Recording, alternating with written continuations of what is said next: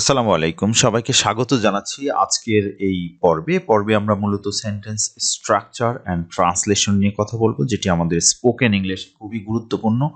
আর এই গুরুত্বপূর্ণ ভিডিওটি এই মুহূর্তে আপনারা দেখতে যাচ্ছেন, সুতরাং শেষ পর্যন্ত দেখুন। আর আমাদের ভিডিওটি ভালো লাগলে অবশ্যই লাইক, কমেন্ট, শেয়ার করে আমাদের সাথে থাকুন। সবাইকে স্বাগত জানিয়ে শুরু করছি। চলো শুরু করি। আমরা এখানে অনেকগুলো বাক্য দেখছি, যে বাক্যগুলোতে আসা শব্দটি কমন, অর্থাৎ আপনাকে আসতে হবে, আসতেই হবে, উপস্থিত থাকতে হবে ইত্যাদি এই ধরনের কথা আমরা সাধারণত আমাদের অ্যাজ ইউজুয়াল কমিউনিকেশনে বলে থাকি। বাট আমরা এই কথাটাকে যখন বিভিন্নভাবে বলি, তখন ইংরেজিতে এর ভ্যারিয়েশনটা আমাদের কেমন হবে, মূলত সেই বিষয় নিয়ে আমরা এখানে আলোচনা করছি। আমাদের প্রথম যে বাক্য, সেখানে আমরা বলছি আপনাকে এখানে আসতে হবে। সো আপনাকে বা তোমাকে বা তাকে, whatever the subject is, but the format is same. So আপনাকে আসতে হবে, এখানে আপনি হচ্ছে সাবজেক্ট। সো ইউ মানে হচ্ছে আপনি, আসতে হবে বা কোনো কিছু করতে হবে, এই ধরনের অর্থে হ্যাভ টু ব্যবহার হয়। কোনো কিছু করতে হবে, ইউ হ্যাভ টু গো, তোমাকে যেতে হবে, ইউ হ্যাভ টু ইট, তোমাকে খেতে হবে। সো তোমাকে আসতে হবে, ইউ হ্যাভ টু মানে কোনো কিছু করতে হবে, এই অর্থে আমরা ব্যবহার করি। So you have to come মানে আসা। So you have to come এখানে, সুতরাং আমরা এখানে বলবো here. So you have to come here, আপনাকে এখানে আসতে হবে বা তোমাকে এখানে আসতে হবে, অথবা আপনাদের এখানে আসতে হবে বা আপনাদেরকে এখানে আসতে হবে, ঠিক আছে, বা তোমাদেরকে এখানে আসতে হবে। Whatever I want to tell anything related to you, আমরা জানি ইউ এর অর্থ আপনি বা আপনারা, তুমি বা তোমরা, ঠিক আছে, যে কোনোটাই হতে পারে। এটা সিঙ্গুলার অর্থও দেয়, আবার প্লুরাল অর্থও দেয়। সুতরাং you have to come here, so আপনাকে এখানে আসতে হবে। You have to go there, তোমাকে সেখানে যেতে হবে। You have to run there, তোমাকে সেখানে দৌড়াতে হবে। You have to eat there, তোমাকে সেখানে খেতে হবে। এই ধরনের হ্যাভ টু দ্বারা আমরা বিভিন্ন ধরনের সেন্টেন্স ট্রান্সলেশন করে থাকি বা আমাদের কমিউনিকেশনে আমরা ব্যবহার করে থাকি। আমাদের এটা খুবই ভালো করে মনে রাখতে হবে। So you have to come here, তোমাকে এখানে আসতে হবে, এই অর্থে আমরা এটা ব্যবহার করছি। আমরা জানি এটাকে কিভাবে প্রশ্নবোধক, নেগেটিভ ইন্টারগেটিভ করতে হয়, সেগুলো আমরা বিভিন্ন পর্যায়ে আলোচনা করেছি এবং আরো হয়তো ভবিষ্যতে আলোচনা করব। এই মুহূর্তে আমরা সিম্পলি আমাদের এই সেন্টেন্সগুলোকে আমরা ট্রান্সলেশন করব। সো চলো আমাদের পরের বাক্য, আপনাকে এখানে আসতেই হবে। সো আমরা যখন জোর দিয়ে বলি যে আসতেই হবে, করতেই হবে, দেন আমরা মাস্ট শব্দটার ব্যবহার করি। ইউ মাস্ট মানে তোমাকে অবশ্যই, come here, you must come here, তোমাকে অবশ্যই আসতে হবে, বা আপনাকে অবশ্যই আসতে হবে, বা আপনাদেরকে অবশ্যই আসতে হবে। You all must come here, এটাও আমরা বলতে পারি যে তোমাদের সবাইকে অবশ্যই আসতে হবে। সো অবশ্যই আসতে হবে বা আসতেই হবে যখন আমরা এমফাসিস দিয়ে, গুরুত্ব বহন করে বা গুরুত্বের সাথে বলি, তখন আমরা যখন আমরা এটা সুনিশ্চিতভাবে করতে হবে এই অর্থে ব্যবহার করি, তখন আমরা হ্যাভ টু এর পরিবর্তে মাস্ট ব্যবহার করি। So you must come here, তোমাকে আসতেই হবে, তোমাকে আসতেই হবে। সো আমাদের পরের যে বাক্য, সেখানে আমরা দেখছি আপনাকে এখানে উপস্থিত থাকতে হবে। সো উপস্থিত থাকা এক অর্থে কিন্তু আসার অর্থেই আমরা উপস্থিত থাকা বলি।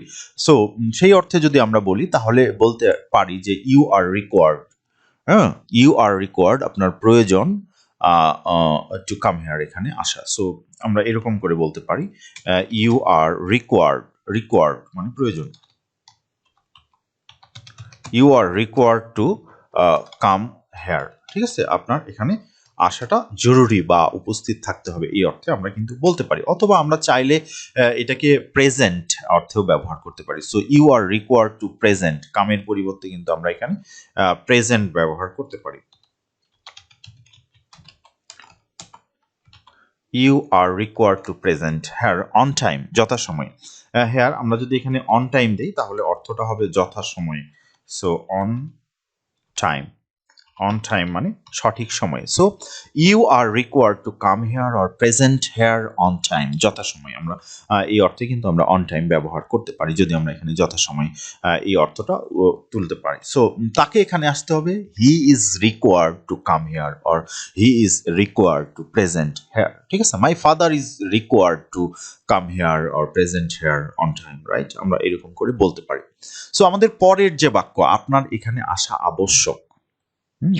আবশ্যক মানে আমরা এটা মাস্ট অর্থেও বলতে পারি, অথবা আমরা নেসেসারি দিয়েও বলতে পারি। ইট ইজ নেসেসারি, এটা জরুরি বা এটা আবশ্যক ফর ইউ, তোমার জন্য, two come here.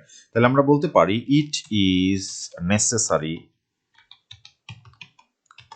It is necessary for you, এটা তোমার জন্য আবশ্যক, for you, it is necessary for you, এটা তোমার জন্য আবশ্যক। সো আমরা যে কোনো বাক্যে যখন এটা তোমার জন্য আবশ্যক বা এটা আবশ্যক বা এটা জরুরি এই ধরনের অর্থ করতে চাই, তখন আমরা এই বাক্যটা কিন্তু it is necessary for you আমরা এই ধরনের বাক্যাংশ দিয়ে স্টার্ট করতে পারি। So it is necessary for you to come here, তোমার এখানে আসা আবশ্যক, to come here, right? So come here, on time আমরা ব্যবহার করতে পারি, অন টাইম, ঠিক আছে? উইথ ইউর ফ্রেন্ড, তোমার বন্ধু সহ তোমার এখানে আসা আবশ্যক। So it is necessary for you to come here with your friends, with your family, with your relatives, whatever I want to tell, right? সো আমরা কিন্তু এরকম বলতে পারি। সো এরপরের যে বাক্য আমরা যেটা বলছি সেটি হচ্ছে আপনার এখানে আসার বাধ্যতা আছে। সো বাধ্যতা আছে, ঠিক আছে? আসার বাধ্যতা, অবলিগড এই শব্দ দ্বারা আমরা বাধ্যতা প্রকাশ করি। So you are obliged to come here. So আমরা বলতে পারি ইউ আর অবলিগড,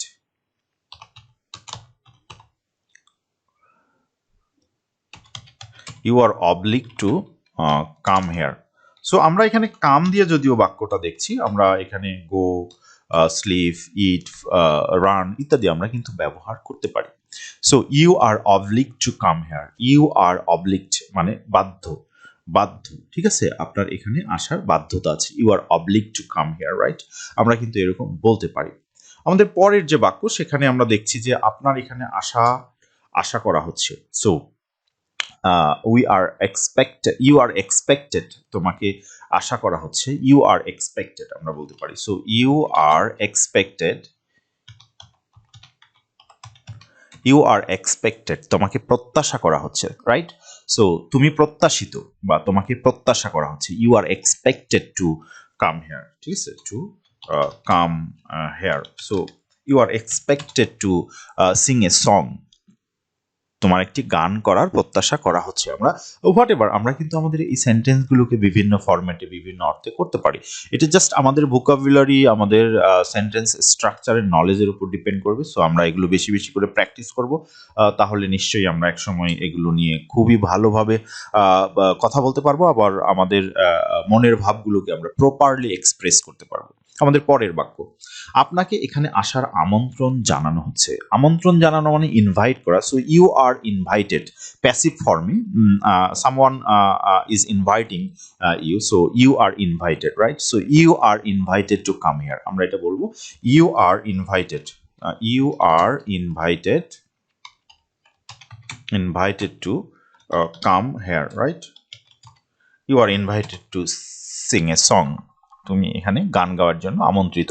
হোয়াট এভার আমি বলেছি যে আমাদের ভার্বটাকে আমরা চেঞ্জ করে এই স্ট্রাকচারের যে কোনো বাক্যই কিন্তু আমরা তৈরি করতে পারি। সো সেটি আমাদের লক্ষ্য রাখতে হবে। আপনি এখানে আসার জন্য, আসার স্বাগতম বা আসার জন্য স্বাগতম, আপনার এখানে, আপনাকে এখানে স্বাগতম, এই ধরনের অর্থে আমরা এটা ব্যবহার করি। So you are welcome to come here, আমরা বলবো you are welcome,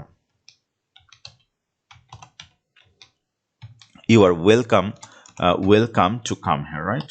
To come here. আপনি এখানে আসার জন্য স্বাগতম, বা আপনাকে, আপনার এখানে আসার জন্য স্বাগতম, বা আপনাকে স্বাগত জানানো হচ্ছে, রাইট? এই অর্থে আমরা এটা ব্যবহার করি। আপনার এখানে আসা উচিত, উচিত অর্থে আমরা কিন্তু শুড ব্যবহার করি। So you should come here, right? উচিত অর্থে আমরা শুড ব্যবহার করি, ইউ শুড কাম হেয়ার, আপনার এখানে আসা উচিত। আমরা যখন উচিত অর্থে ব্যবহার করব তখন আমরা শুড ব্যবহার করব। আপনার এখানে আসা ভালো হবে, ইট উড বি বেস্ট বা it would be good, right? আমরা এরকম বলতে পারি। সো ইট উড বি এটা হবে best, it would be best for you, it would be best, it would be best if you come here, right? If you come here, তুমি যদি এখানে আসো সেটা খুব ভালো হবে। সো ইফ ইউ কাম অথবা if you come here, right? তুমি যদি এখানে আসো সেটা খুব ভালো হবে। সো আপনার এখানে আসা ভালো হবে, আমার বাবার এখানে আসা ভালো হবে, তাহলে আমরা বলবো it would be best if my father, if my father if my father if my father comes here, right? So আমরা এখানে যেটা বলছি যে আমি চাই আপনি এখানে আসুন। আমি চাই মানে আমি ইচ্ছা করি, রাইট? আমরা এই অর্থে ব্যবহার করি। সো আমি চাই আপনি এখানে আসুন। আই উড লাইক টু, আমি চাই। I I I would like, আমি চাই, রাইট? রাইট? আমরা এটা বলবো I would like, I would like, I would like, আমি চাই। I would like, I would like you, আমি তোমাকে চাই। To come here, to come here, আমি তোমাকে এখানে আসতে চাই বা আমি চাই আপনি এখানে আসুন। তাহলে আমরা বলবো I would like you to come here, right? I would like you to come here, আমি চাই আপনি এখানে আসুন, রাইট? এইভাবে কিন্তু আমরা আমাদের ট্রান্সলেশনগুলো করতে পারি বা করব। এরপরে আমাদের আরও কিছু বাক্য এখানে আছে, আমরা সেই বাক্যগুলোরও ট্রান্সলেশন করব। আপনার এখানে আসার প্রয়োজন আছে। So you need to come here, তোমার এখানে আসা প্রয়োজন, ঠিক আছে? You need to come here, তাহলে আমরা বলবো you need to come here, তোমার এখানে আসা প্রয়োজন। এরপরে আমরা তিনটি বাক্য দেখছি, আপনার এখানে আসতেই হবে, আপনার এখানে আসতেই হবে, এই অর্থটা আমরা অলরেডি করেছি। আসতেই হবে এই অর্থে কিন্তু আমরা ইউ মাস্ট কাম হেয়ার, এই অর্থ এটা আমরা করতে পারি। সো এইভাবে হতে পারে। সো আপনার ভালোর জন্য এখানে আসুন, ঠিক আছে? আপনার ভালোর জন্য এখানে আসুন। সো এই বাক্যটা আমরা একটু খেয়াল করি যে আপনার ভালোর জন্য। সো ইউ হ্যাড বেটার, আপনার ভালোর জন্য, you had better come here, you had better, you had better come here, ঠিক আছে? আপনার এখানে আসা ভালো বা আপনার ভালোর জন্য এখানে আসা উচিত। You had better come here, you had better come here, you had better come here, ঠিক আছে? You had better come here today, you had better come here, আপনার এখানে আজকে আসা ভালো, এই অর্থে আমরা বলতে পারি। তারপরে আমরা বলছি আপনার আসলেই এখানে আসা উচিত, ঠিক আছে? ইউ শুড রিয়েলি, মানে আপনার অবশ্যই উচিত, আসলেই আসা উচিত। তাহলে আমরা বলবো ইউ শুড, আপনার উচিত, ইউ শুড, ইউ শুড আসলেই, really, you should really come here. So you should really come here, আমরা এটা বলতে পারি। এরপরে আমরা আরেকটি বাক্য এখানে দেখছি, আমি জোর দিয়ে বলছি যে আপনাকে এখানে আসতে হবে। আই ইনসিস্ট, মানে আমি গুরুত্বের সাথে বলছি that you come here. I insist, আমরা বলবো I insist that you come here, you come here, আমি জোর দিয়ে বলছি আপনাকে এখানে আসতেই হবে। এখন আমরা যদি এই বাক্যটিকে একটু চেঞ্জ করে বলি যে আমি জোর দিয়েই বলছি তার বন্ধুদেরকে এখানে আসতে হবে, আমি জোর দিয়ে বলছি তার বন্ধুদেরকে এখানে আসতে হবে, এই বাক্যটির ট্রান্সলেশন কি হবে এটি নিশ্চয়ই তোমরা পারবে আশা করি, আর সেটি অবশ্যই কমেন্টস বক্সে লিখে আমাদেরকে জানাও। ধন্যবাদ, সবাই ভালো থাকবে, আসসালামু আলাইকুম।